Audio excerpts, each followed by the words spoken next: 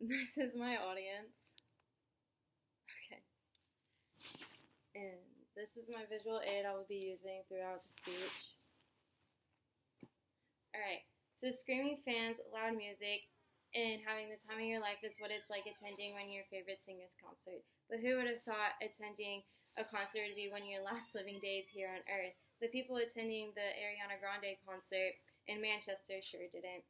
The reason why I chose this topic to talk about is because not only am I passionate about attending concerts and having the time of my life and just being carefree with my friends, but to tell you, to inform and tell you about the dangers that can be in something so fun and innocent and just all that. So the three main things I'm going to be talking about is the summarization of the article, what Ariana Grande did after the concert, after the explosion, and what I think concert venues are doing to ensure the public's safety. So now that you know, now that you know what I'll be talking, I'm going to talk a little bit more in depth about the summarization of the article. So the chief constable who was working the night of the explosion thinks it to be one man who acted alone, and he thinks that it was a suicide bombing. And when the man detonated the explosive device, it killed him upon impact. And due to all the explosion, there was a lot of chaos and panic in the streets.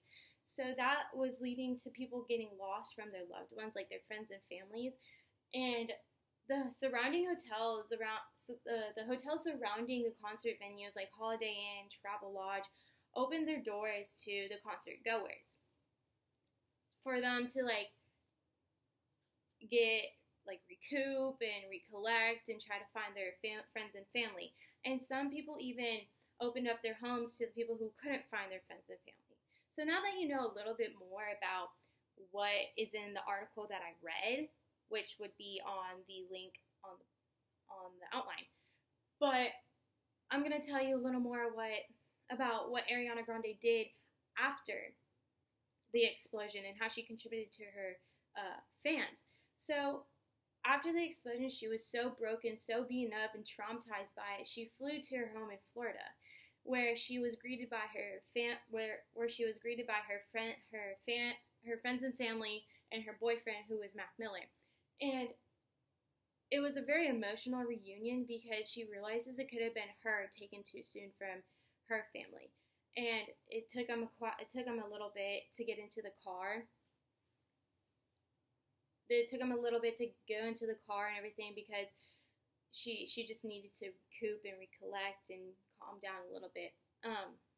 So when she got home, she reached out to her fans by tweeting, "Broken from the bottom of my heart. I am so sorry. I am lost for words," because she just didn't know what to think or what to do.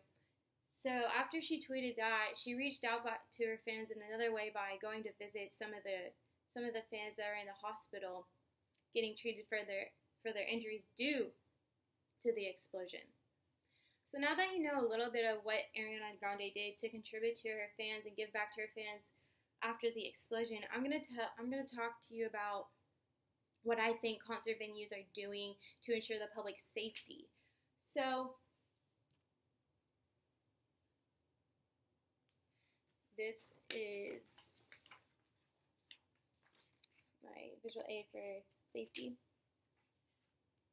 So I think concert venues are hiring more security to just have it all around so they can check tickets, bags, and just make sure nothing is abnormal or anything. And then I think they're getting more metal detectors so they can detect any metal, like knives, guns, or even explosive devices. Okay, and I think they're getting more armed cops and more on job armed forces so they can just have them for just in case of an emergency. And I think terrorists are less likely to plan attacks on concert venues and public places is because we have more armed cops for just in case of emergencies, and they know that if they plan an attack on a public area or even a concert venue, they know they won't get away with it. So I just hope that the occurrence of this event makes you realize that you need to be prepared. You need to stay safe, especially with big crowds where you just don't know what can happen next, because you just always need to prepare. And thank you.